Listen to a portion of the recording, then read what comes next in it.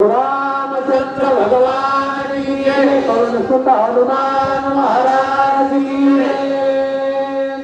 जीव शिव कुंचाचे मर्दान करिता एक श्री रघुनंदन हेर बापुडे मशे कोण मरेल रावण विलासे। रामचंद्र भगवान की जय। गणपतीला नमस्कार करू, भगवान चंद्राला नमस्कार करू, हनुमानजीला नमस्कार करू, ग्रंथकर्ते नाथमावीला नमस्कार करू, भगवान बाबाला नमस्कार करू, मावळी दादाला नमस्कार करू। या ठिकाणी बसलेले सर्व राम भक्त माता भगिनी त्या सर्वांच्या चरणी नतमस्तक होऊन आमचे वाचक आहेत सूचक आहेत त्या सर्वांच्या चरणी नतमस्तक होऊन डबल आणि एकदा होतो आणि माझ्या वेड्यावाकड्या शब्दामध्ये तुम्हाला या ओव्याचा अर्थ थोडा सांगतो। पाटला तर घ्या, नाही पाटला तर नाही,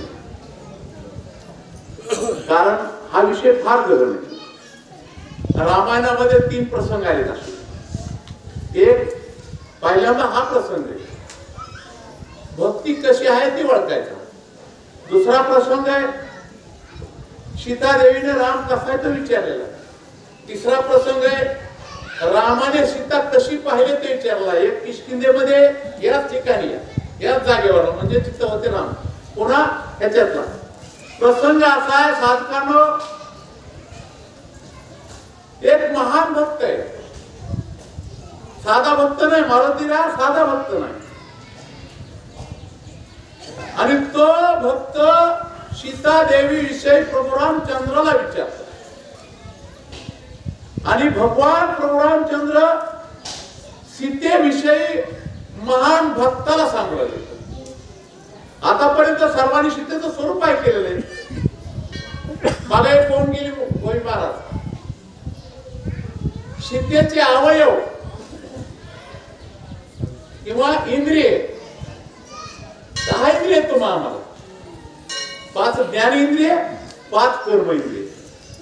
5 ज्ञानेंद्रिय डोळा कान नाक त्वचा आणि जीभ आणि 5 कर्म इंद्रिय 2 हात 2 पाय शरीर। हे सर्वची सर्व इंद्रिये भगवंताकडे जातात, त्याचं नाव भक्ती आहे। ज्यावेळेस तुम्ही सारे इंद्रिय भक्तीकडे नेण्याचा मार्ग करता भगवंताकडे, हे पाचीची पाची हे पाचीची पाची, त्यावेळेस कुठेतरी तुम्हाला देव कळत, कुठेतरी बरं का, सर्वच कळणार नाही पण कुठेतरी कळत, ह्याच वया साऱ्या त्या। आणि देव कळण्यासाठी सीतेकडे जावं लागते, कारण सीता ही भक्ती आहे। या ठिकाणी काय सांगितलंय की ओळीमध्ये आता चालता चालता महाराज की त्रिगुणाच्या पडदा फेडला पाहिजे, आणि ज्यावेळेस त्रिगुण तुमच्या शरीरातले जातील आणि जायचे असतील त्यावेळेस भगवंताचं भजन लागते। आणि ज्यावेळेस तुम्ही भगवंता जवळ जाता, प्रभू रामचंद्राकडे जाता, देवाची भक्ती करता, त्यावेळेस ते त्रिगुण जातात। तोपर्यंत जात त्याचे सारं उलट सुलट बघतात। प्रत्येक जण आपापल्या दृष्टीने हाती बघतो, बरोबर आहे की नाही महाराज। एका राजाने एका हत्तीला सांगितलं तो पसायचो आंधळे देशचे 7-8 प्रत्येक जण आपापल्या दृष्टीने हत्ती बघतो। एखाद्याला वाटला खांबासारखा आहे, एखाद्याला वाटला सुपासारखा आहे, कारण या ठिकाणी ग्रंथकर्त्यांनी अनेक प्रकारे भगवंताचं वर्णन केलेलं आहे आणि त्या वर्णनामध्ये सीतेचं वर्णन केलेलं आहे। जसं निर्गुण स्वरूप आहे आणि सगुण स्वरूप, जीवशिव म्हणजे काय, जीवशिव म्हणजे काय हे सोडतो पण समजलं पाहिजे। निर्गुण परमात्मा हा तेच पृथ्वी वायू आणि आकाशाच्यात आहे, निर्गुण परमात्मा। आणि सगुण परमात्मा अंड जारस वेद द्वेबीज आणि सर्व मध्ये भरले, म्हणजे जेवढे तुमचे जीवन द्या याच्यामध्ये सगुण परमात्मा आहे। सगुण परमार्थाला निर्गुण परमार्थाची 7 लाख तेव्हा शरीर होते, आणि ज्यावेळेस शरीर होईल त्यावेळेस तुम्हाला देव कळतो, कारण हे दोन्ही जीवशिव एकामेकावर अवलंबून येतो। तुम्हाला शरीर जर नसलंच तर तुम्ही भगवंताकडे पाहू शकत नाही। बाबा सांगितलं की सीता सर्व जगाची ताहणारी, कारण सीता माय आणि भगवान प्रभू रामचंद्र, लक्ष्मी आणि विष्णू नारायण, चंद्रिका तेथे चंद्र तेथे चंद्रिका, शंभू तेथे अंबिका, हे वेगळे नाहीत। पण तुम्ही आम्ही बघणारे भक्त ही सीता आणि तो प्रभू रामचंद्र ही लक्ष्मी किंवा नारायण हे बघतात. कारण तुमच्या आमच्या डोळ्यामध्ये सामर्थ्य नाही साम्य बघण्याचं. तुमच्या आमच्या कानामध्ये सामर्थ्य नाही सारखं ऐकायचं, चांगलं ऐकायचं. कारण आपलं संशयाच्या गाठीत गेलं नाही का, गोळी झाली संशयाच्या गाठीत. ज्यावेळेस तुमच्या संशयाच्या गाठी जात्या जीवनामध्ये, ज्यावेळेस तिकडं बघत असताना तिकडे एक परमात्मा भरलेला आहे किंवा मी आणि माझं याच्यावेळेस कळत. मी म्हणजे माझा आत्मा, माझा देह आणि माझं म्हणजे माझा आत्मा. जिकडं बघावं तिकडं जेव्हा तुमची समदृष्टी होईल. पंढरपूरचा विठ्ठल उगत बसलेला नाही समोर दृष्टी करून, उगत बसलेला नाही. इकडे तिकडं सगळं. कारण तुम्ही सारखी दृष्टी ज्यावेळेस लागतात त्यावेळेस तुम्हाला कुठंतरी भक्तीची गाठ मिळेल. कुठंतरी बरं का. आपण तर साधे जीव होतो. इथं लहान बी गुंडा बी कसा मारा, इथं सांगण्यापैकी मोठा बी कुणी नाही. आणि इथं आपण या रामायणातल्या एका ओळीचा अर्थ काढण्यापुरता तज्ञ कुणी नाही. कारण आपण फार अज्ञानी लोक येतो. कितीतरी जन्म घ्यावा लागते रामायण कळायला, ज्ञानेश्वरी कळायला, महाभारत कळायला, कितीतरी जन्म. आणि आपला तो पहिला जन्म या 20-25 वर्षापुढे आपल्याकडे काय होतं हे लक्षात ठेवा. इथं चाटे महाराज लहान बी कुणी नाही, इथं मोठाही कुणी नाही. ज्यानं जसा देव बघायचा तसा बघा, ज्याला रामायणामध्ये जशी भक्ती घ्यायची तशी घ्या, ज्याला रामायणाचा जसा अर्थ काढायचा तसा काढा. पण सीतादेवी ओळखण्यासाठी हनुमानजी स्वतः गेले. तो किती मोठे तर मारुतीला विचार केलं, शरण शरण हनुमंता. तुकाराम महाराजासारखे शरण गेले. हनुमानजीचं तुम्ही सांगितलेलं आहे आपल्या यासुग्रीव महाराजांना की राम आणि विष्णू आणि महादेवाचा अवतार आहे, जगदंबेचं श्रीपुट आहे. एवढ्या माणसाची जर भक्ती कळायची कसं राहिली आणि ती कळून घेण्यासाठी ते इतके लहान होत असते तर आपण कुठंच आहे. कारण हे एक मेळा आहे आणि हा मेळा असल्यामुळं आपल्याला उडी कळत आहे. थोडं थोडं कळत, जास्त कळत नाही. कारण आज 4-5 वर्ष झालं, 10 वर्ष झालं या कारदरीमध्ये असलं चांगल्या पद्धतीचं रामायण चालू आहे. आणि ह्याच्यामध्ये थोडं थोडं एकामेकाला घेऊन ज्ञान असतं. कुणीच इथं मोठा नाही, कुणीच हे नाही. मला तुम्ही म्हणलं तुम्ही इकडे बघायचं तसं नाही.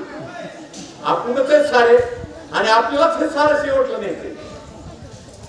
कारण इतर मी बी मोठा नाही, तुम्ही बी मोठे नाही. आपण सारेजण एकामेकाच्या संगतीमध्ये राहिले आणि ही खेळीमेळीचं वातावरण आहे. आणि या ठिकाणी या सीतेचा संबंध चाललेला आहे. मारुतीराला प्रभू रामचंद्र सीता सांगतात, मारुतीराया अशी अशी सीता आहे. आणि सीतेपुढं रावणानं सीता लिहिली पचली का हे समाजामध्ये सांगलं का, दुसऱ्या भाषेमध्ये सांगतात. खातोय पितोय पत्ते खेळतोय वेश्या व्यवसाय करतोय ते म्हणून तुम्हाला भक्त व्हायचंय. जमल का? साध्या भाषेत नव्हतं जमल का? त्या मार्गाला जावं लागेल, तिथं तपश्चर्याच करावं लागेल, तिथं नामस्मरणच करावं लागेल, तिथं भगवंताची आसच करावं लागेल, तिथं तुमच्या मनातले एकामेकाचे दोष काढावे लागतील, तिथं तुमच्या मनामध्ये असणारा जो कलंक आहे. बाबा ते बोल गेले सीतेचं पोट निर्द्वंद्व आहे. बरोबर आहे का नाही? गोविंदाने सांगितलेलं. कारण या पोटामध्ये मळ येते, या पोटामध्ये पुन्हा बदल दुसऱ्या बदल विचार येतात आणि ते मन आहे का हे मन इतकं बेकार आहे की फलानं तसं दिसताना पिवलंय चांगलं आहे पिवलंय वाईट आहे. तुला सांगितलं कुणी हे चांगलं ते वाईट. तशाप्रमाणे प्रभू रामचंद्र सांगतात माझ्या सीतेच्या हृदयामध्ये राम आहे,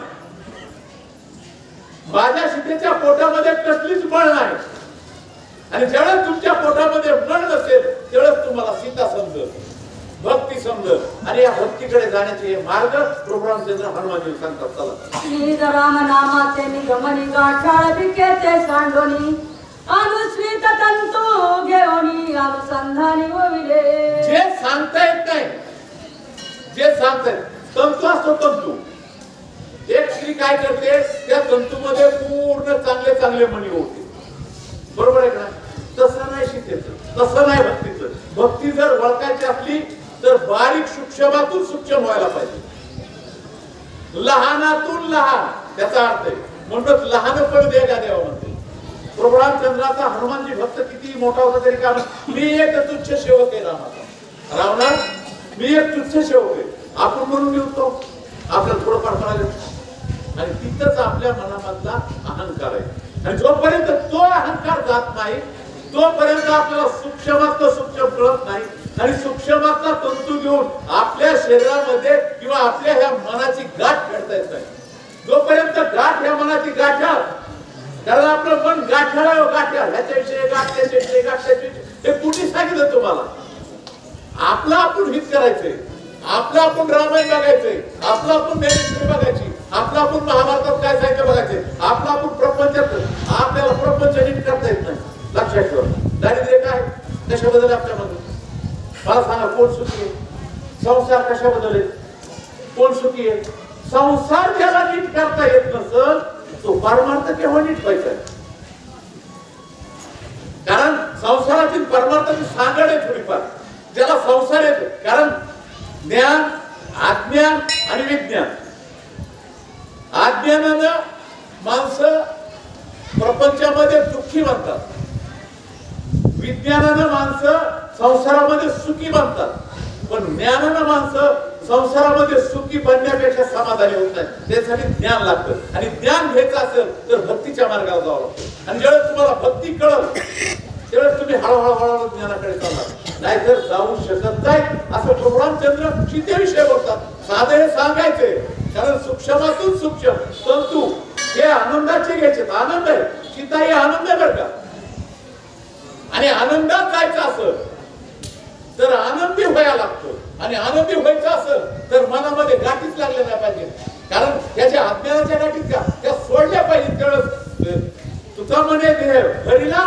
विठ्ठल काम क्रोध केले धरले जोपर्यंत तुमच्या घरातला काम क्रोध जात नाही तोपर्यंत तुमचा ध्येय विठ्ठलाकडे जाऊ शकत नाही आणि भांडल्या जात नाही अशा पद्धतीची माझी सीता आहे हनुमानजी तुला कशी ओळखायची तशी ओळख पण ती माझी सीता आहे सौभाग्य कल्याण श्रेणी ज्या तर्क्य जननयनी कंठी श्रीरामायो मनी तो शिरोमणी अलंकार जो तुमच्या कंठामध्ये अलंकार आहे आता कंठ लय बेकार आहे बरं का कंठ आवाज कोण कुणाविषयी काय आवाज काढून ते पताच नाही बरोबर आहे का नाही विनाकारण शिवाय देत कारण काही कारण नसताना तो आवाज वाईटच आहे ना विनाकारण लोकांची निंदा करणं तो आवाज वाईटच आहे ना फक्त कंठामध्ये भगवंताचं नामस्मरण असावं रामाने सीतेचा कंठ सांगितलेला कंठ की माझ्या सीतेच्या कंठामध्ये सदोदत प्रभू रामचंद्राचं चिंतन आहे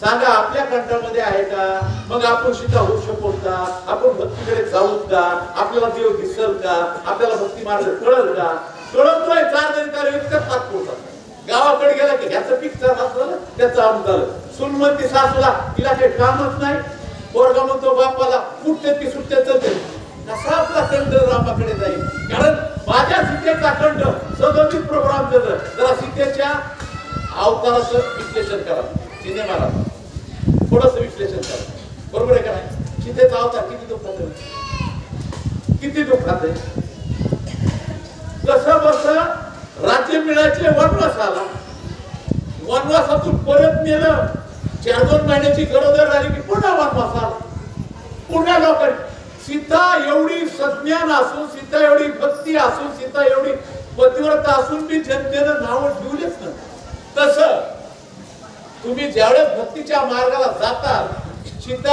सीताच्या भक्तीची देव बघायला भक्ती पाहिजे सीतेकडे गेल्याशिवाय पाया लक्ष्मीच्या हाती तिची यावे का पळती अभंग आहे तुकाराम महाराजांचा कारण तिच्याकडे भगवंताचे पाय लक्ष्मीकडे तर तिला काकुळती जा तिची अनुकरण करा आणि त्या सीतेला एवढा त्रास झालाय एवढा त्रास झाला तो आम्हाला का होणार नाही आणि ज्यावेळेस त्रास होईल का तिथून पुढे तो साधक आहे त्रासच नाही तर साधक कुठला भगवान बाबा सारखी त्रास झाला माऊली सारखी त्रास झाला तुकाराम महाराज सारखी त्रास झाला म्हणून त्यांचं आजमर नाव आहे चंद्रसूर्य आहे त्रासाविन तुम्हाला काहीच मिळणार नाही तशा पद्धतीने माझी सीता आहे आणि माझ्या सीतेच्या कंठामध्ये सतत राम नाम आहे तुम्हाला जर सीता व्हायचंच असलं तर रात्रंदिवस भगवंताचं नामस्मरण करा चला कंठावरील चिबुका राम श्यामे गोंधली देखा रावण पाहता तिची मुखा श्याम शंका तो माने अरे त्या कंठावर प्रभू रामचंद्राचा असणारा नामस्मरण आहे. आणि तो असताना राजा रावतीचा कंठ बघायला जाऊ शकतो. मला सांगा, इतक्या रावणानं बायका केल्या, इतक्या बायका केल्या, इतक्या बायका केल्या, किती केल्या? 80,000 म्हणून. आपल्याला काय घेणं देणं म्हणते. कधी लक्ष याच्यावर लक्ष द्यायचं नाही बरं का. बायकाच फात्या कशाला फात्या कोणी सांगितलं तुला कुठं करायचं? 80,000 बायका होत्या, पण सीतेला हात लावायची हिंमत झाली का? त्याला सीता पतिव्रतेला कुणाचाच हात लावायची हिंमत होत नाही आज मी जगामध्ये. आज मी कलियुग आहे, आज मी सत्ययुग आहे, पण पतिव्रताच पाहिजे. हात लावायची हिंमत नाही. तिनं स्वतःचा जीव त्याला सोडून दिलेला असतो पतीसह, आणि ते हात लावू शकत नाही कोणी. पण अशा त्या 80,000 बायकापासून राजा रावणाला सीतेला हात लावता आला नाही.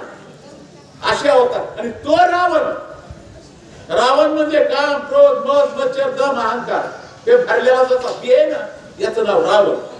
आणि रावणानं त्या भक्तीकडे जायचा विचारच करू नये. ती पचणार नाही, ती सांभाळता येणार नाही, आणि भक्ती तुम्हाला करता येणार नाही. अशा होत आहे. जनमुखीचे आधार आधार सीता मुखीचे ते आधार सधर आवडी तुम्ही श्री रामचंद्र ते सुख सार सीते श्री. आता आपल्या तोंडात ते ओठ येतात दोन. ते ओठ काही खाते, बरोबर आहे का? वटानं खाल्ल्याशिवाय खाता येते का? वटानं पाणी पिल्याशिवाय पिता येते का? काही पिते आणि म्हणतात आम्ही रामाचे भक्त होतो म्हणतो. कसं जमणार नाही. काही खाणारे, काही पिणारे, काही बोलणारे, कसंही वागणारे त्या वटापासून येतं का? कान, डोळे, नाक, घसा, ओठ हे सारे बेकार येते. डोळे तर इतके बेकार आहेत का ते डोळे कुणीकडे जाते काय करते याचा पत्ता नाही. अशा पद्धतीने माझ्या सीतेचे जे ओठ आहेत ना, हे सतत राम नाम वटाने जर घेतलं तर आवाज स्वर निघतो बरं का. कंठाचं आणि वाटाचं मिलन लागतं. आणि जोपर्यंत ओठ आणि कंठ एक होत नाही तोपर्यंत उच्चार निघत नाही, अक्षर निघत नाही. आणि ते अक्षर माझ्या प्रभू रामचंद्राचं सतत आहे, त्या माझ्या सीतेच्या तोंडातून चाललंय.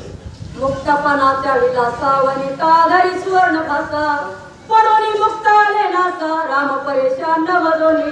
त्या माझ्या प्रभू रामचंद्राचे मुक्तपण हे जर घ्यायचंच असेल तर त्या सगळ्या कशामध्ये आले पाहिजे आणि सीतेच्या गळ्यामध्ये बसले पाहिजे. आपण त्या भक्तीचा स्थायिक व्हायला पाहिजे, बरोबर आहे का? भक्तीकडे जायचंय तर त्या भक्तीचं अनुकरण पाहिजे ना.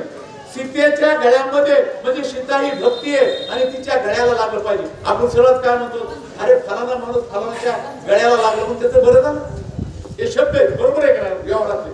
दुसरा एक माणूस काय म्हणतो, फलाना माणूस फलानाच्या काशीला लागलं म्हणून बरं झालं. चांगल्याच्या काशीला धरली, चांगल्याचं अनुकरण केलं, चांगल्याच्या गळ्याला लागलं तर आपलं कल्याण होईल. संतांच्या गळ्याला लागलं तर आपण कुठेतरी भक्तीच्या मार्गाला जाऊ. अशी माझी ती सीता आहे प्रभू रामचंद्र. हनुमानजीला सविस्तर ह्या भाषणातून सांगतात.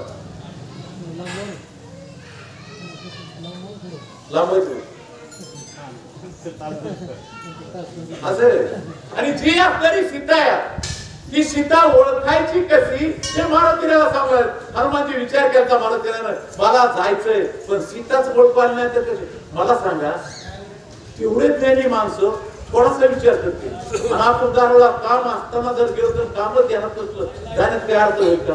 तशी अवस्था आहे. आपण संसारामधली माणसं सतत 3 तासाला विसरतो बघा. पाठीमागे जे लय हात नाहीत का ते 3 तासाला विचार, जरा थोडेफार सुटलेच का ते 3 दिवसाला उचलते, आणि जास्त सुटलेले 3 वर्षाला विसरते. या अशा पद्धतीची या सीतेची माहिती आहे. प्रभू रामचंद्र सीतेविषयी हनुमानजीला सांगत ऐकणारा मोठा आहे, सुपर क्लास वनचा संत आहे का ऐकणारा, आणि सांगणारा आत्मा आहे, भगवंत आहे. एका ठिकाणी श्रीकृष्णाने सांगितलं होतं, कुणाला? अर्जुनाला नाही, भीष्माचार्याला सांगितलं होतं की अरे तू काय सांगतोस की मी फलानं केलं, बिस्तानं केलं, अमुक केलं. जरा तुझ्या पाठीमागाचा तू इतिहास बघ, तू किती आज्ञानी. मला हे जग संपविता बी येतं, मला हे जग उत्पन्न करता येतं, मला ह्या जगाला नाचविता बी येतं. आणि तुला काय वाटलं का की मी भीष्माचार्य, मी 18 वर्षाचा अवतार, सोडून दे. तसं आपल्यामध्ये जे ज्ञान येतं, आपण कोण येतं, कुठे येतं, कुठे आपला ठाव लागायचा. कर्णाला देवानं सांगितलं होतं, आणि कर्णात तुझं ठिकाण कुठे? अनंत ब्रह्मांडाचा मी नायक आहे. हे तर एक ब्रह्मांड आहे पण अनंत ब्रह्मांडाचा नायक आहे. कसं आपण कुठे कुठंच नाही. पण बाबा महाराजांच्या योगात कसं बसं लागलं त्या भक्तीला, तेच आपले उपकार म्हणायचे आणि चालायचे आनंदाने. चला. पुंडलिकावर प्रभू रामचंद्र भगवान की जय. पवनसुत हनुमान महाराज की जय. जानकी नाकीचे निज मोती सहज देखे श्री रघुपती. आधो केवळ कंपती मुक्ता मुक्ती श्रीराम. सीतेच्या नाकामध्ये मोती ते प्रभू रामचंद्राला बघू शकते. मग सीता कोण आहे? भक्ती. भक्तीच्या नाकामध्ये ना, कानामध्ये ना, कंठामध्ये ना, पण भक्तीकडे जा. याचा अर्थ असा होतो भक्तीकडे जा. आणि भक्तीकडे जात असताना तुम्ही प्रभू रामचंद्राचं नामस्मरण रात्रंदिवस कंठामध्ये ठेवा, त्यावेळेस सीता कळत. असं हनुमानजीला प्रभू रामचंद्र सांगते. जगमुखीच्या नासिका रेश्मगवन पाय धोक. जानकी मुखी नाक बिक सडले देख श्रीरामे. राजवाडी सांगतात जगाच्या तोंडाचं नाशिक याचा वास की त्याचा वास की त्याचा वास की करते. बरोबर आहे का नाही? आपलं नाक एका ठिकाणी थांबतंय का? अरे मी करायला उगच उगच झाले तुम्ही जाणार, पुन्हा निघणार दाबणार. पण सीतेचं नाशिक हे प्रभू रामचंद्राच्या श्वासाचं आहे. श्वास दुसराच कोणता घेत नाही. आणि तो श्वास म्हणजे राम नामाचा श्वास. जिकडं बघाव तिकडं राम नाम. अशा पद्धतीची सीतेची अवस्था आहे. हनुमानजी ही माझी सीता ओळखण्याची लक्षण आहे. जानकीचे निज नयन देखले परे सुनयन. तेने देखले पण चाल राम परी पूर्ण ते देखे. माझ्या सीतेचे डोळे तर द्रष्टा दर्श आणि दर्शन. बरोबर आहे का नाही? देखणे पण जितकं बघायचं असेल तितकं रामाकडेच बघायचं असेल. आपले डोळे असेल तर ते पाहिजे की ते कवटीचं झाड दिसतं. आपल्या त्याच्यात रामच दिसत नाही ना. दिसतोय तो. मी इकडे बघितलं की बाबा मला दिसत रामच दिसत नाही. पण माझ्या सीतेच्या डोळ्यात जिकडं बघल तिकडं प्रभू रामचंद्राला बघते. म्हणजे त्या डोळ्यानी भगवंत बघण्याची सवय. आणि आपल्या डोळ्यानी भगवंत बघण्याची सवय नाही, म्हणून आपल्या डोळ्याचे विकारायचं. कारण डोळे इतके बेकारायचं का? उगच उगच ह्याची निंदा त्यानं किती बांधला बांधला, त्याचं जो पण तसंच राहिलं. आणि तुला सांगितलं कोणी हे कुठं नाही करायचे. तुझं तू काय तो प्रभू रामचंद्र. कारण जीवनामध्ये आलो सार्थक करून काय घ्यायचंय याच्याकडे लक्ष पाहिजे, लक्ष केंद्र पाहिजे. माझ्या सीतेचे डोळे फक्त माझ्या प्रभू रामचंद्राकडे म्हणजे माझ्याकडे बघतात, बाकी कुणाकडे बघत नाही. जानकीचे देखले नेत्र सोडून अक्षर भूतमात्री देखे अक्षर चिदचिन मात्र श्रीराम. माझ्या सीतेचे डोळे हे भूत मात्र.